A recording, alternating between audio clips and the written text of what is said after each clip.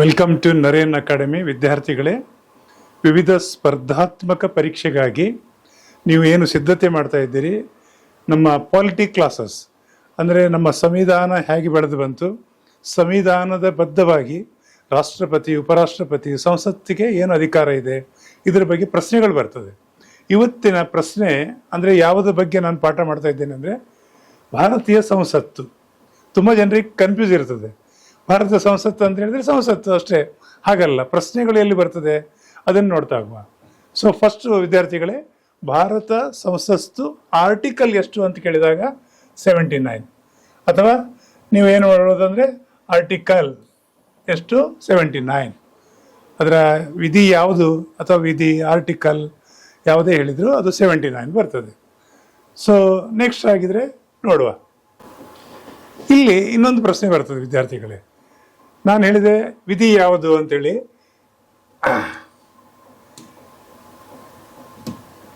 79 ಅಂತ ಹೇಳಿದೆ.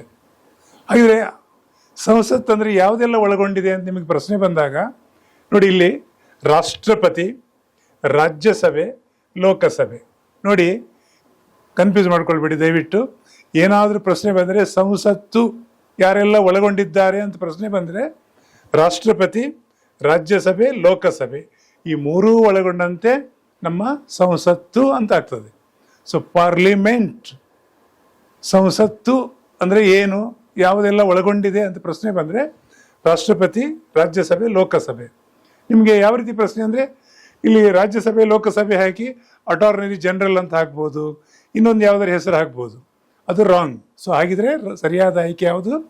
ರಾಷ್ಟ್ರಪತಿ, ರಾಜ್ಯಸಭೆ, ಲೋಕಸಭೆ ಮೂರೂ ಒಳಗೊಂಡಂತೆ ಏನಾಗ್ತದೆ ನಿಮಗೆ ಸಂಸತ್ತು ಅಂತ ಆಗ್ತದೆ, ಅಥವಾ ಪಾರ್ಲಿಮೆಂಟ್ ಅಂತೇಳಿ. ಇದರ ಆರ್ಟಿಕಲ್ ಎಷ್ಟು? 79. ಕ್ಲಿಯರ್? ಸೊ ಮತ್ತೆ ನಾವು ಮುಂದೆ ನೋಡುವ.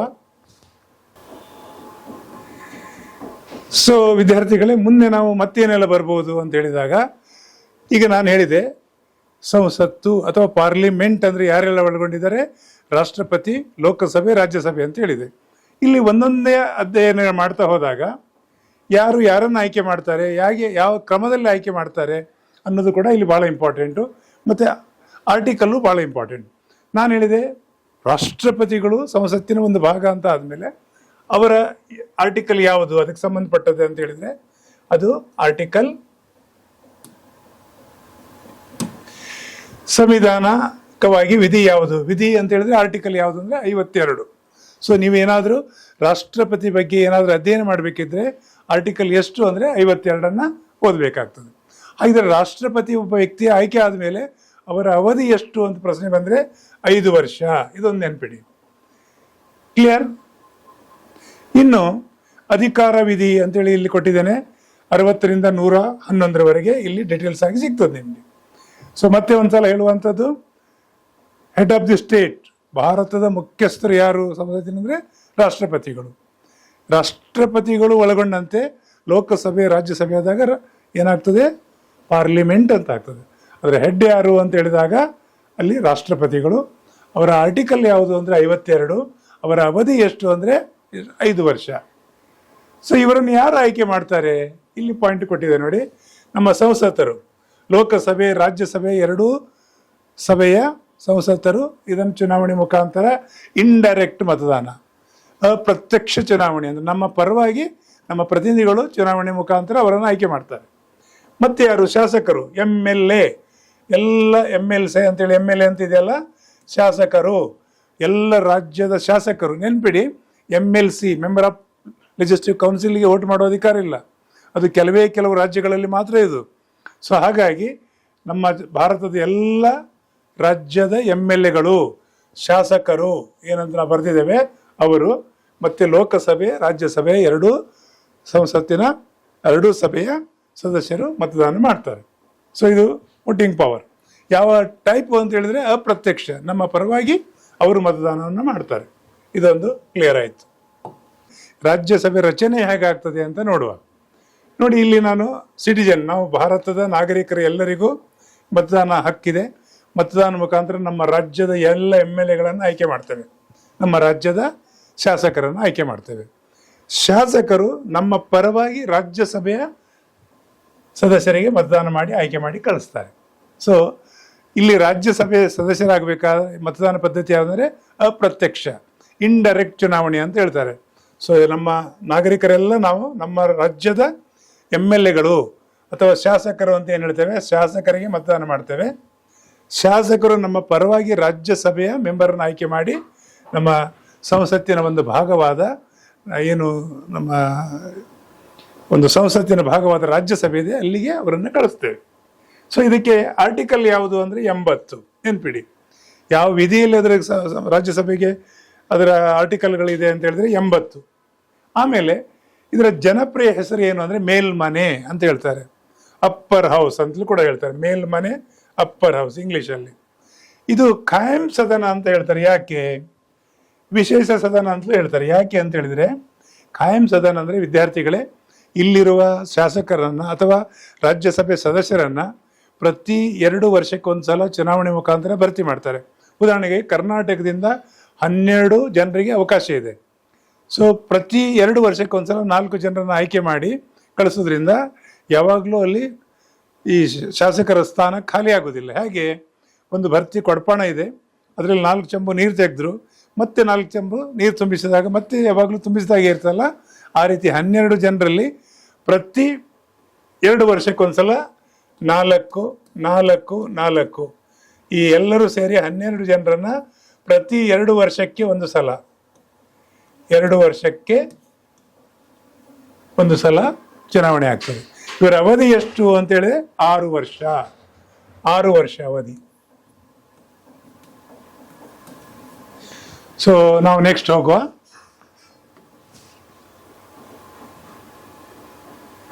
ಇನ್ನು ರಾಜ್ಯಸಭೆ ಅವಧಿ ಎಷ್ಟು ಅಂತೇಳಿ ನಾವು ಈಗಾಗಲೇ ಹೇಳಿದ್ದೇನೆ, 6 ವರ್ಷ. ಸೊ ರಾಜ್ಯಸಭೆ ಅವಧಿ ಎಷ್ಟು ಅಂತ ಹೇಳಿದಾಗ ಅಲ್ಲಿ 6 ವರ್ಷ. ಇದೊಂದು ಪ್ರಶ್ನೆ ಬರ್ತದೆ. ಮತ್ತು ಅವಧಿ ಹೇಗೆ? ಪ್ರಥಮ ಹಂತದಲ್ಲಿ 4 ಜನ, ದ್ವಿತೀಯ ಹಂತದಲ್ಲಿ 4 ಜನ, ತೃತೀಯ ಹಂತದಲ್ಲಿ 4 ಜನ, ಈ ರೀತಿ ಪ್ರತಿ 2 ವರ್ಷಕ್ಕೊಂದು ಸಲ ಭರ್ತಿ ಮಾಡೋದ್ರಿಂದ ಇಲ್ಲಿ ಗೊಂದಲಕ್ಕೆ ಆಸ್ಪದ ಇಲ್ಲ. ಅದು ಒಂದು ತಿಳ್ಕೊಂಡ್ರೆ ಸಾಕಾಗ್ತದೆ. ಈ ನಿರಂತರ ಚಕ್ರದಿಂದಾಗಿ ರಾಜ್ಯಸಭೆ ಎಂದಿಗೂ ವಿಸರ್ಜನೆ ಆಗೋದಿಲ್ಲ. ನಿಮಗೆ ಒಂದು ಪ್ರಶ್ನೆ ಬರ್ಬೋದು, ವಿಸರ್ಜನೆ ಆಗದ ಖಾಯಂ ಸದನ ಯಾವುದು ಅಂದರೆ ರಾಜ್ಯಸಭೆ ಅಂತ ಬರೀರಿ. ಯಾಕೆ? ಮತ್ತೆ ನಾನು ಹೇಳೋದು, ಒಂದು ಕೊಡಪಾಣ ಭರ್ತಿ ಇದೆ, ನೀರು 4 ಚೆಂಬು ನೀರು ತೆಗೆದ್ರಿ, ಮತ್ತೆ 4 ಚೆಂಬು ಭರ್ತಿ ಮಾಡಿದ್ರಿ, ಈ ಥರ ಆಗ್ತಾ ಇರ್ತದೆ. ಪ್ರತಿ 2 ವರ್ಷಕ್ಕೊಂದ್ಸಲ 4 ಜನ ಬರ್ತಾ ಇರ್ತಾರೆ, ಅವಧಿ 6 ವರ್ಷ ಇರ್ತದೆ ಅವ್ರದ್ದು. ಸೊ ಈ ರೀತಿ ಭರ್ತಿ ಆಗೋದ್ರಿಂದ ಅದಕ್ಕೆ ಇದು ಇಲ್ಲಿ ಕೊಟ್ಟಿದ್ದಾರೆ, ನಿರಂತರ ಚಕ್ರದಿಂದಾಗಿ ಖಾಯಂ ಆಗಿರ್ತದೆ ಅಂತೇಳಿ. Okay, next ನೋಡುವಲ್ಲ.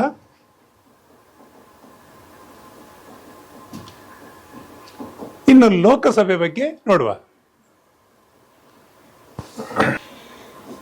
ಜನರ ಸದನ ಲೋಕಸಭೆ. ಸೊ ಈಗ ನಾವು ರಾಷ್ಟ್ರಪತಿ ಬಗ್ಗೆ ನೋಡಿ ಆಯಿತು, ಆಮೇಲೆ ರಾಜ್ಯಸಭೆ ಹೇಗೆ ಆಯ್ಕೆ ಆಗ್ತಾರೆ ಅಂತ ನೋಡಿ ಆಯಿತು. ಲೋಕಸಭೆ ಯಾಕೆ ನಾವು ಏನು ಓದ್ತಾ ಇದ್ದೇವೆ? ಭಾರತದ ಸಂಸತ್ತು, ಪಾರ್ಲಿಮೆಂಟ್ ಅಂದರೆ ಯಾರ್ಯಾರು ಒಳಗೊಂಡಿದ್ದಾರೆ? ಮತ್ತೆ ಹೇಳೋದು, ರಾಷ್ಟ್ರಪತಿ, ಲೋಕಸಭೆ, ರಾಜ್ಯಸಭೆ. ನಾವು ರಾಷ್ಟ್ರಪತಿ ಬಗ್ಗೆ ಅಧ್ಯಯನ ಮಾಡಿ ಆಯಿತು, ಆಮೇಲೆ ರಾಜ್ಯಸಭೆ ಮಾಡಿ ಆಯಿತು. ಈಗ ಲೋಕಸಭೆ ಹೇಗೆ ಘಟನೆ ಆಗ್ತದೆ ಇಲ್ಲಿ ನೋಡಿ. ಜನರ ಸದನ ಲೋಕಸಭೆ, ಹೌಸ್ ಆಫ್ ಪಾರ್ಲಿಮೆಂಟ್, ನಾಗರಿಕರು ನೇರವಾಗಿ ಮತದಾನ ಮುಖಾಂತರ ಆಯ್ಕೆ ಮಾಡ್ತೇವೆ. ಪ್ರತಿ 5 ವರ್ಷಕ್ಕೊಂದ್ಸಲ ಚುನಾವಣೆ ನಡೆದ ಮೇಲೆ ಚುನಾವಣೆ ಮುಖಾಂತರ ನಮ್ಮ ಪ್ರತಿನಿಧಿ ಯಾರು ಅಂತ ಆಯ್ಕೆ ಮಾಡ್ತೇವೆ. ಸೊ ಇದು ಆರ್ಟಿಕಲ್ ಎಷ್ಟು ಅಂತ ಹೇಳಿದ್ರೆ 81ರಲ್ಲಿ ಡೀಟೇಲ್ಸ್ ಆಗಿದೆ. ಇದಕ್ಕೆ ಬೇರೆ ಬೇರೆ ಹೆಸರಿಂದ ಕರೀತಾರೆ. ಕೆಳಮನೆ, ಲೋವರ್ ಹೌಸ್ ಅಂತಲೂ ಹೇಳ್ತಾರೆ, ಅದು ಕೂಡ ಒಂದು ಹೆಸರು. ಇದರ ಅವಧಿ ಎಷ್ಟು ಅಂದರೆ 5 ವರ್ಷ. ಮತ್ತು ಇಲ್ಲಿ ಒಂದು ಕೊಟ್ಟಿದ್ದೇನೆ, ವಿಸರ್ಜನೆಯಾಗುವವರೆಗೆ. ಅದರ ಅರ್ಥ ಏನು ಅಂತ ಹೇಳಿದರೆ, ಉದಾಹರಣೆಗೆ ವಿದ್ಯಾರ್ಥಿಗಳೇ, ಇವತ್ತು ಲೋಕಸಭೆ ಚುನಾವಣೆ ಆಗಿದೆ ಅಂತ ಇಟ್ಕೊಳ್ಳುವ. ಆದಮೇಲೆ ಒಂದು 3 ವರ್ಷ ಆದಮೇಲೆ ಯಾವುದೋ ಕಾರಣದಿಂದ ಅಲ್ಲಿ ಬಹುಮತ ಸಾಬೀತು ಮಾಡಲಿಕ್ಕೆ ಆಗಲಿಲ್ಲ, ಅದು ರಾಜಕೀಯ ಬೆಳವಣಿಗೆಯಿಂದ ಅಂತ ಆದರೆ ಅಲ್ಲಿಗೆ ವಿಸರ್ಜನೆ ಆದರೆ ಮತ್ತೆ 3 ವರ್ಷಕ್ಕೆ ಅವಧಿ ಎಂಡ್ ಆಗ್ತದೆ, ಮತ್ತೆ ಒಂದ್ಸಲ ಚುನಾವಣೆ ಆಗ್ತದೆ. ಹೆಚ್ಚಾಗಿ ಹಾಗೆ ಆಗ್ತಾ ಇಲ್ಲ, ಹಿಂದೆ ಎಲ್ಲ ಆಗ್ತಾ ಇತ್ತು. ಈಗ ಸದ್ಯಕ್ಕೆ ಯಾವುದೇ ಸರ್ಕಾರ ಬಂದರೂ ತನ್ನ ಅವಧಿಯನ್ನು ಪೂರೈಸುವಂಥ ವ್ಯವಸ್ಥೆ ಈಗ ಬಂದುಬಿಟ್ಟಿದೆ. ಜನರೆಲ್ಲ ಭಾಳ ಜಾಗೃತರಾಗಿದ್ದಾರೆ. ಹಿಂದೆ ಆಗಿತ್ತು ಕೆಲವೆಲ್ಲ, ಆ ಕಥನ ಬೇಡ. ಏನು ಅಂತ ಹೇಳಿದರೆ 5 ವರ್ಷ ಇದ್ದರೂ ಕೂಡ ವಿಸರ್ಜನೆಯಾಗುವವರೆಗೆ ಅಂತ ಹೇಳಿದರೆ ಆಕಸ್ಮಿಕ ಅದನ್ನು ವಿಸರ್ಜನೆ ಆಗುವುದು ಅಂತ ಹೇಳಿದರೆ ಬೇರೆ ಬೇರೆ ಕಾರಣಗಳಿಂದ ಬಹುಮತ ಕಳೆದುಕೊಂಡಾಗ ಆಗುವಂಥ ಪ್ರಕ್ರಿಯೆ ಅದು. ಓಕೆ, ಮತ್ತೆ ಯಾವುದು ಹಾಗಿದ್ರೆ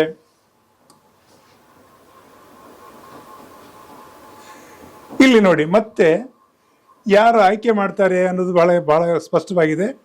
ಜನರಿಂದ ಜನರಿಗಾಗಿ ಜನರ ಸರ್ಕಾರ ಅಂತ ನಾವು ಯಾವಾಗಲೂ ಹೇಳ್ತೇವೆ. ನಾವೆಲ್ಲ ಸೇರಿ ಲೋಕಸಭೆಗೆ ನಮ್ಮ ಪ್ರತಿನಿಧಿಗಳನ್ನು ಆಯ್ಕೆ ಕಳಿಸ್ತೇವೆ.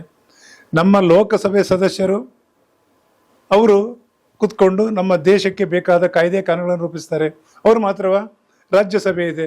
ರಾಜ್ಯಸಭೆಗೆ ನಾವು ಅಪ್ರತ್ಯಕ್ಷ ಮತದಾನ ಮುಖಾಂತರ, ಅಂದರೆ ನಮ್ಮ ಶಾಸಕರು ಮತದಾನ ಮಾಡಿ ನಮ್ಮ ಪ್ರತಿನಿಧಿಗಳನ್ನು ಅಲ್ಲಿ ಕಳಿಸ್ತಾರೆ. ಹಾಗಿದ್ರೆ ಕರ್ನಾಟಕದಿಂದ ಲೋಕಸಭೆಗೆ ಎಷ್ಟು ಜನ ಇದ್ದಾರೆ ಅಂದರೆ 28. ನೆನ್ಪಿಟ್ಕೊಳ್ಳಿ, ಕರ್ನಾಟಕದಿಂದ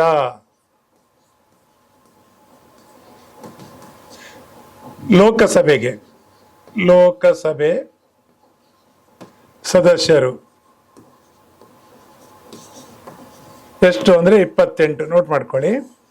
ಇವರು ನೇರವಾಗಿ ಪ್ರತ್ಯಕ್ಷ ಚುನಾವಣೆ, ನಾವು ನೇರವಾಗಿ ಮತದಾನ ಕೇಂದ್ರಕ್ಕೆ ಹೋಗಿ ನಮ್ಮ ಪ್ರತಿನಿಧಿ ಇವರು ಅಂತ ಮತದಾನ ಮಾಡ್ತೇವಲ್ಲ, ಆ ಪ್ರಕ್ರಿಯೆ. ಇನ್ನು ರಾಜ್ಯಸಭೆದು ಎಷ್ಟಿದ್ದಾರೆ ಅಂತೇಳಿ ನಿಮ್ಗೆ ಕೇಳಿದರೆ, ಕರ್ನಾಟಕದಿಂದ ರಾಜ್ಯಸಭೆಯ ಸದಸ್ಯರ ಸಂಖ್ಯೆ ಎಷ್ಟು ಅಂತ ಹೇಳಿದರೆ 12. ಸೊ ವಿದ್ಯಾರ್ಥಿಗಳಿಗೆ ಪ್ರಶ್ನೆ ಬರ್ಬೋದು, ಕರ್ನಾಟಕದಿಂದ ಲೋಕಸಭೆಗೆ ಎಷ್ಟು ಸದಸ್ಯರು ಆಯ್ಕೆ ಆಗುತ್ತಾರೆ ಅಂತ ಹೇಳಿದರೆ 28, ರಾಜ್ಯಸಭೆಗೆ 12. ಸೊ ಇಲ್ಲಿ ನಾನು ಈಗ ಮಾತಾಡ್ತಾ ಇರೋದು ಯಾವುದು? ಚುನಾವಣೆ ಮುಖಾಂತರ ಬೇರೆ ಬೇರೆ ರೀತಿಯಲ್ಲಿ, ಪ್ರತ್ಯಕ್ಷ ಅಪ್ರತ್ಯಕ್ಷ. ಲೋಕಸಭಾ ಸದಸ್ಯರಿಗೆ ನೇರವಾಗಿ ನಮ್ಮ ಪ್ರತಿನಿಧಿಗಳನ್ನ ಆಯ್ಕೆ ಮಾಡ್ತೇವೆ. ನಮ್ಮ ಪರವಾಗಿ ಎಲ್ಲ ಶಾಸಕರು ರಾಜ್ಯಸಭೆ ಸದಸ್ಯರನ್ನು ಆಯ್ಕೆ ಮಾಡ್ತಾರೆ. ರಾಷ್ಟ್ರಪತಿಗಳನ್ನು ಎಲ್ಲ ರಾಜ್ಯದ MLAಗಳು, ಆಮೇಲೆ ಲೋಕಸಭೆ ರಾಜ್ಯಸಭೆಯ ಸದಸ್ಯರು ಸೇರಿಕೊಂಡು ಚುನಾವಣೆ ಮುಖಾಂತರ ರಾಷ್ಟ್ರಪತಿಗಳನ್ನು ಆಯ್ಕೆ ಮಾಡ್ತಾರೆ. ಅಲ್ಲಿಗೆ ನಿಮಗೆ ಈ ಏನು ನಮ್ಮ ಒಂದು ಸಿಸ್ಟಮ್ ಇದೆ, 18 ವರ್ಷ ಮೇಲ್ಪಟ್ಟದ್ದು ಯಾರಿಗೂ ಮತದಾನ ಮಾಡುವ ಅಧಿಕಾರ ಇದೆ. ಮತದಾನ ಮಾಡಿ ಲೋಕಸಭೆ ಘಟನೆ ಆಗ್ತದೆ. ನಮ್ಮ ಪರವಾಗಿ ಹೋದಂಥ ಆಯ್ಕೆ ಆದಂಥ MLAಗಳು MP ಗಳು ಅಂದರೆ ಲೋಕಸಭಾ ಸದಸ್ಯರು ನಮ್ಮ ಪರವಾಗಿ ಮತದಾನ ಮಾಡಿ ರಾಷ್ಟ್ರಪತಿಗಳನ್ನು ಆಯ್ಕೆ ಮಾಡ್ತಾರೆ. ಸೊ ಹಾಗಾಗಿ ಇದು ಒಂದು ಪದ್ಧತಿ ಇಲ್ಲಿದೆ.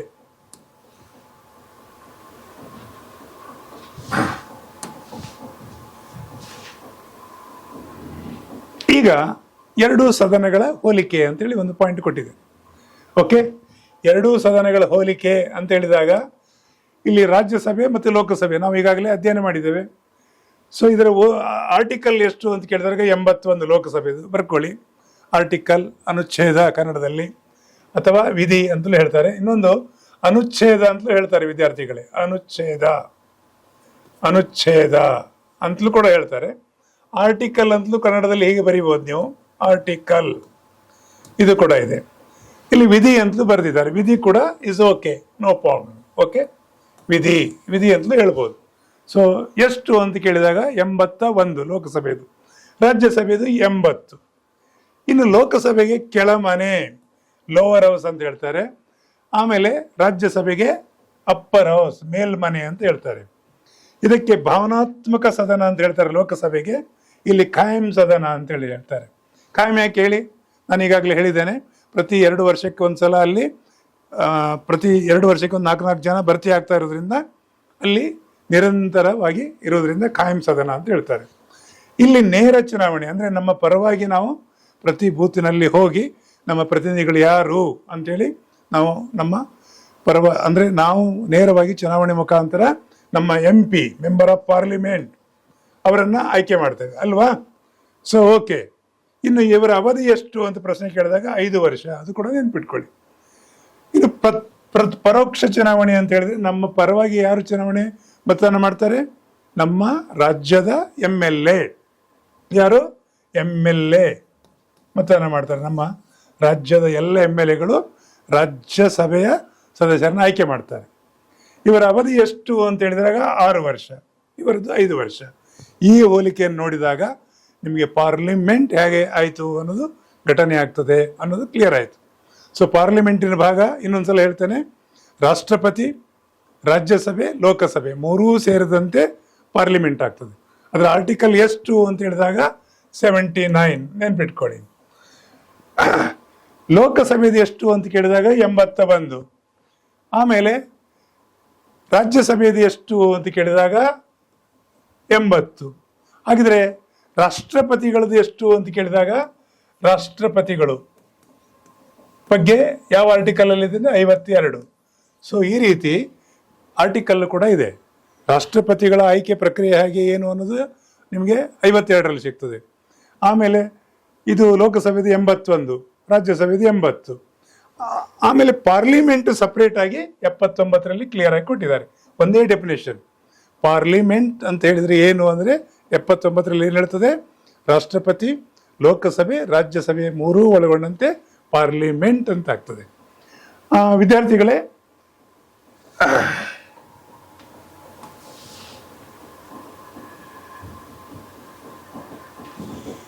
ಇಲ್ಲಿ ಇನ್ನೊಂದು ಪಾಯಿಂಟ್ ನಿಮಗೆ ಹೇಳಲಿಕ್ಕೆ ಬಯಸ್ತೇನೆ. ಈ ಪಾರ್ಲಿಮೆಂಟ್ ಅಂತೇಳಿ ಒಂದು ವರ್ಡ್ ಇದೆಯಲ್ಲ, ಇದು ಪದ್ಧತಿಯಲ್ಲಿ ಬಂತು, ಮತ್ತೆ ಅದರ ವರ್ಡು ಸಂಸತ್ತು ಅಂತ ಎಲ್ಲಿಂದ ಬಂತು, ಇದು ಕೂಡ ಪ್ರಶ್ನೆ ಬರ್ತದೆ. ನೆನ್ಪಿಟ್ಕೊಳ್ಳಿ, ನಮ್ಮ ಈ ಒಂದು ಪಾರ್ಲಿಮೆಂಟ್ ಸಿಸ್ಟಮ್ ಇದೆಯಲ್ಲ, ಅದು ಸಂಸತ್ತಿನ ಪದ್ಧತಿ ಇದೆಯಲ್ಲ, ಎಲ್ಲಿಂದ ಬಂತು ಅಂತ ಹೇಳಿದ್ರೆ ಬ್ರಿಟಿಷರಿಂದ. ಯಾರಿಂದ ಬಂತು? ಬ್ರಿಟಿಷರಿಂದ. ಸೊ ಏನದು ಸಂಸತ್ತು, ಸಂಸತ್ತಿನ ಪದ್ಧತಿ, 2 ಸದನಗಳು, ರಾಜ್ಯಸಭೆ, ಲೋಕಸಭೆ. ಈ ಪದ್ಧತಿ ಎಲ್ಲಿಂದ ತಗೊಂಡಿದ್ದೇವೆ ಅಂದರೆ ಪಾರ್ಲಿಮೆಂಟ್ ಸಿಸ್ಟಮ್ ಅಂತ ಹೇಳಿದ್ರೆ ಅದು ಬ್ರಿಟಿಷರಿಂದ. ಪಾರ್ಲಿಮೆಂಟ್ ಸಿಸ್ಟಮ್ ಯಾರಿಂದ ಬಂದಿದೆ? ಪಾರ್ಲಿಮೆಂಟ್. ಇದು ಎಲ್ಲಿಂದ ಬಂದಿದೆ? ಬ್ರಿಟಿಷರಿಂದ. ಸೊ ಇನ್ನೊಂದು ಪ್ರಶ್ನೆ ಬರ್ತದೆ, ಪಾರ್ಲಿಮೆಂಟ್ ಅನ್ನೋ ಶಬ್ದ ಎಲ್ಲಿಂದ ತಗೊಂಡಿದ್ದೇವೆ ಅಂದರೆ ಅದು ಫ್ರಾನ್ಸ್ ಇಂದ. ಪಾರ್ಲಿಮೆಂಟ್ ಶಬ್ದ ಎಲ್ಲಿಂದ ಬಂದಿದೆ ಅಂದ್ರೆ ಫ್ರಾನ್ಸ್ ಇಂದ. ಫ್ರಾನ್ಸ್ ನೆನ್ಪಿಟ್ಕೊಳ್ಳಿ. ಒಂದು ಫ್ರಾನ್ಸ್ ನಿಮಗೆ ಪ್ರಶ್ನೆ ಬರ್ಬೋದು, ಪಾರ್ಲಿಮೆಂಟ್ ಎಲ್ಲಿಂದ ಪಡ್ಕೊಂಡಿದ್ದೇವೆ ಅಂತ ಹೇಳಿದ್ರೆ, ಎರವಲು ಅಂತ ಹೇಳಿದ್ರೆ ಬ್ರಿಟಿಷರಿಂದ. ಅವರು ಈ ಪದ್ಧತಿಯನ್ನು ನಮಗೆ ಹಾಕಿಕೊಟ್ಟಿದ್ದಾರೆ, ಫೌಂಡೇಶನ್ ಹಾಕಿಕೊಟ್ಟಾಗೆ ನಾವು ಮುಂದುವರಿಸಿದ್ದೇವೆ. ಈ ಪಾರ್ಲಿಮೆಂಟ್ ಅನ್ನು ಶಬ್ದ ಎಲ್ಲಿಂದ ಬಂದಿದೆ ಅಂದ್ರೆ ಅದು ಫ್ರಾನ್ಸ್ ಇಂದ. ಅದು ಕೂಡ ಒಂದು ಪ್ರಶ್ನೆ ಆಗ್ತದೆ. ಇಷ್ಟನ್ನು ಹೇಳ್ತಾ ಸಂಸತ್ತಿನ ವಿಧಿ ಏನು ನಾನು ನಿಮಗೆ ಈಗ 3 ಹೇಳಿದ್ದೇನೆ ನೋಡಿ. ಮತ್ತೆ ಒಂದ್ಸಲ, ರಾಷ್ಟ್ರಪತಿಗಳು, ರಾಜ್ಯಸಭೆ, ಲೋಕಸಭೆ ಮೂರೂ ಒಳಗೊಂಡಂತೆ ಏನಾಗ್ತದೆ? ಪಾರ್ಲಿಮೆಂಟ್ ಅಂತ ಆಗ್ತದೆ. ಸೊ ಆರ್ಟಿಕಲ್ ಯಾವುದು ಅಂತ ಹೇಳಿದಾಗ, ಪಾರ್ಲಿಮೆಂಟ್ ಆರ್ಟಿಕಲ್ ಯಾವುದು ಅಂದರೆ 79. ಈ ಪಾರ್ಲಿಮೆಂಟಲ್ಲಿ 3 ಜನ ಒಳಗೊಂಡಿದ್ದಾರಲ್ಲ, ರಾಷ್ಟ್ರಪತಿಗಳ ಬಗ್ಗೆ ಯಾವುದು? 52. ರಾಜ್ಯಸಭೆಯ ಬಗ್ಗೆ ಯಾವುದು? 80. ಲೋಕಸಭೆ ಬಗ್ಗೆ ಯಾವುದು? 81. ಸೊ ಈ ಬಿಡಿ ಬಿಡಿಯಾಗಿ ಅಧ್ಯಯನ ಮಾಡಿದರೆ ನೀವು ಖಂಡಿತ ಮುಂದಿನ ಸ್ಪರ್ಧಾತ್ಮಕ ಪರೀಕ್ಷೆಗೆ ನಿಮಗೆ ಪ್ರಶ್ನೆ ಬರೋದು ಇಷ್ಟೇ. ನಿಮಗೆ ಒಂದು ಪ್ರಶ್ನೆ ಬರೋದು, ಪಾರ್ಲಿಮೆಂಟ್ ಅನ್ನೋ ಶಬ್ದ ಎಲ್ಲಿಂದ ಎರವಲು ಪಡೆಯಲಾಗಿದೆ, ಎಲ್ಲಿಂದ ಬಂತು ಆ ಶಬ್ದ ಅಂದರೆ ಫ್ರಾನ್ಸಿಂದ. ಪಾರ್ಲಿಮೆಂಟ್ ಪದ್ಧತಿ ಎಲ್ಲಿಂದ ಅಳವಡಿಸಿಕೊಂಡಿದೆ? ಬ್ರಿಟಿಷರಿಂದ. ಭಾಳ ಕ್ಲಿಯರ್. ಆರ್ಟಿಕಲ್ ಬಗ್ಗೆ ಕೇಳಿದ್ರೆ ಇಷ್ಟು. ವಿದ್ಯಾರ್ಥಿಗಳೇ, ಈ ಇವತ್ತಿನ ಸೆಷನ್ನಲ್ಲಿ ನಾವು ಪಾರ್ಲಿಮೆಂಟ್ ಅಂದರೆ ಏನು ಅಂತ ಓದಿದ್ದೇವೆ. ಮುಂದಿನ ಭಾಗದಲ್ಲಿ ನಾನು ಒಂದೊಂದಾಗಿ ಪಾರ್ಲಿಮೆಂಟಿಗೆ, ಅದರಲ್ಲಿ ಒಂದು ಭಾಗ ರಾಜ್ಯಸಭೆಗೆ ಯಾವ ರೀತಿ ಆಯ್ಕೆ ಪ್ರಕ್ರಿಯೆ ಆಗ್ತದೆ ವಿಸ್ತೃತವಾಗಿ ಹೇಳ್ತೇನೆ. ಲೋಕಸಭೆಗೆ ಹೇಗೆ ಆಯ್ಕೆ ಆಗ್ತದೆ ಅದರ ಬಗ್ಗೆ ಹೇಳ್ತೇನೆ. ರಾಷ್ಟ್ರಪತಿಗಳು ಆಯ್ಕೆ ಆದಮೇಲೆ ಅವರಿಗೆ ಏನೆಲ್ಲ ಅಧಿಕಾರ ಇದೆ, ಯಾವ ರೀತಿ ಚಲಾವಣೆ ಮಾಡ್ತಾರೆ ಅಧಿಕಾರಿಗಳನ್ನು, ಅದರ ಬಗ್ಗೆ ಒಂದೊಂದೇ ಆಗಿ ನೋಡ್ತಾ ಹೋಗುವಾಗ ಇದು ನಿಮಗೆ ವಿವಿಧ ಸ್ಪರ್ಧಾತ್ಮಕ ಪರೀಕ್ಷೆಗಳಿಗೆ ಖಂಡಿತ ಸಹಕಾರಿ ಆಗ್ತದೆ. ಈಗ ಬರಲಿಕ್ಕಿರುವ ಕೇಂದ್ರ ಮತ್ತು ರಾಜ್ಯ ಸರ್ಕಾರದ ಯಾವುದೇ ಸ್ಪರ್ಧಾತ್ಮಕ ಪರೀಕ್ಷೆಗೆ ಇಲ್ಲಿ MCQ, ಮಲ್ಟಿಪಲ್ ಚಾಯ್ಸ್ ಕ್ವಶನ್ಗಳಿದ್ದಾಗ ಭಾಳ ಸಣ್ಣ ಸಣ್ಣ ಆದ ಪ್ರಶ್ನೆಗಳನ್ನು ಕೇಳ್ತಾರೆ. ಅದು ಗಮನವಿಟ್ಟು ಕೇಳಿ, ಖಂಡಿತ ನಿಮಗೆ ಸಹಕಾರಿ ಆಗ್ತದೆ. Okay, thank you very much.